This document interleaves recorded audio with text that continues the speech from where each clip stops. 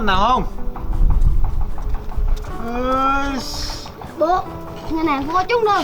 Ba cái thôi mà. Bố đợi từ sáng tới giờ đến ăn chuột của con này. Giờ sáng ăn cái gì đây?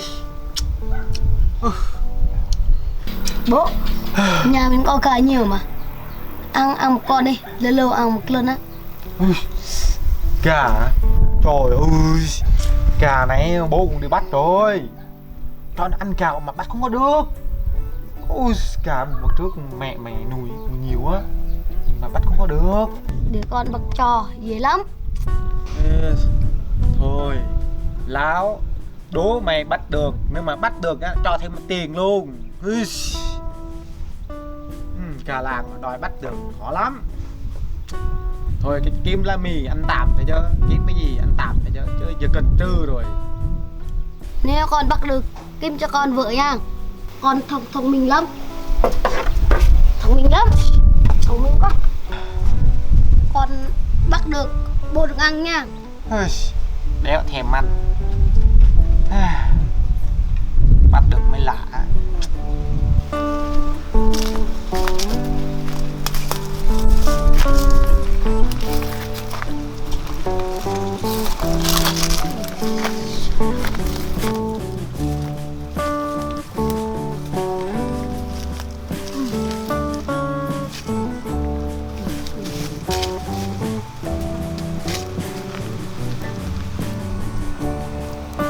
Gì?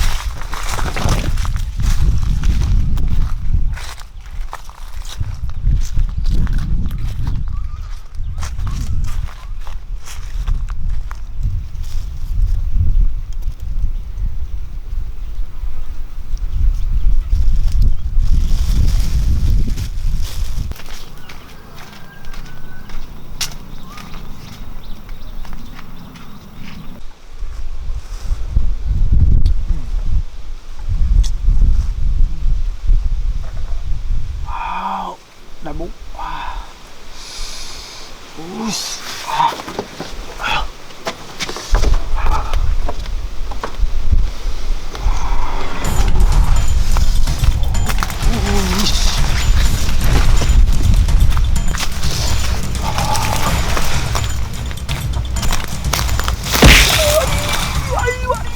Nope. Ai ai, cái tên đâu?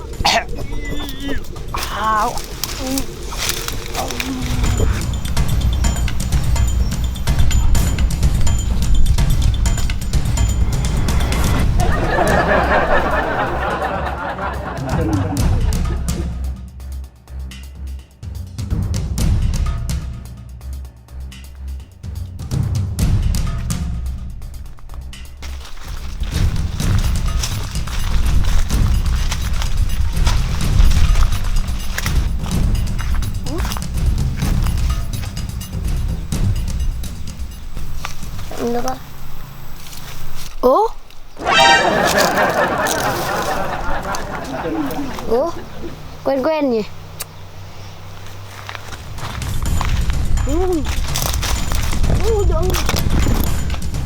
Ngon.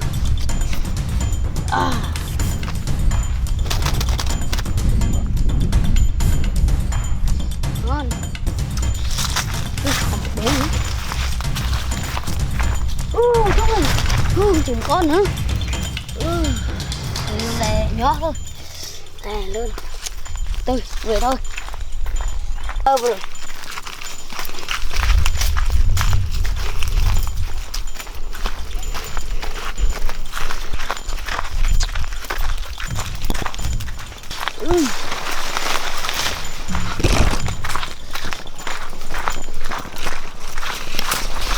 Về khoe bố thôi.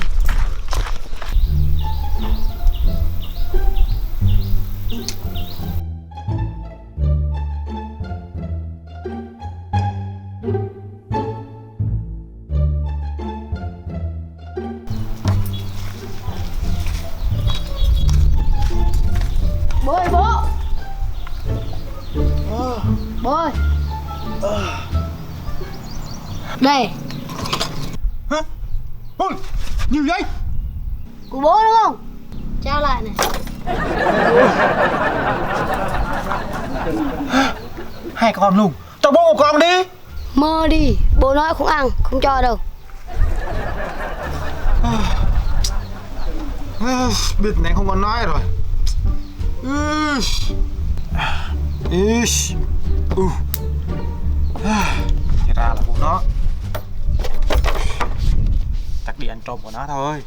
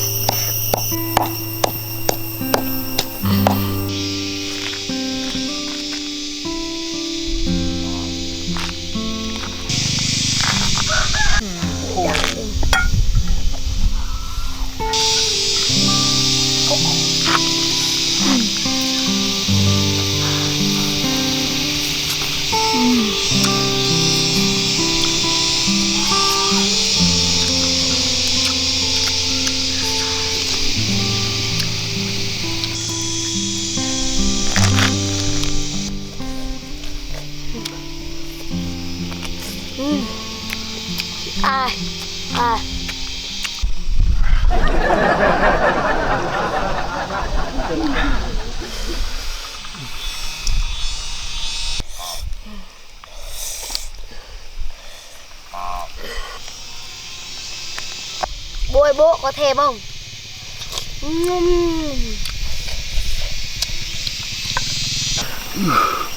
Con ơi con, cho một ít đó đi.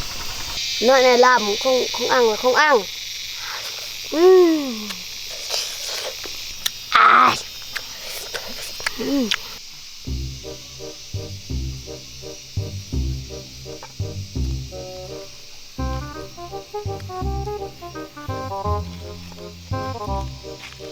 Bố ơi bố.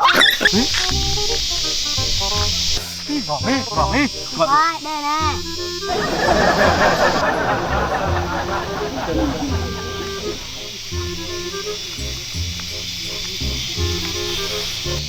Bố ơi bố.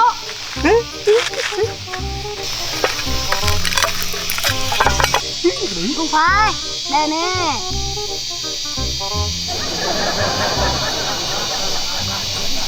Nope.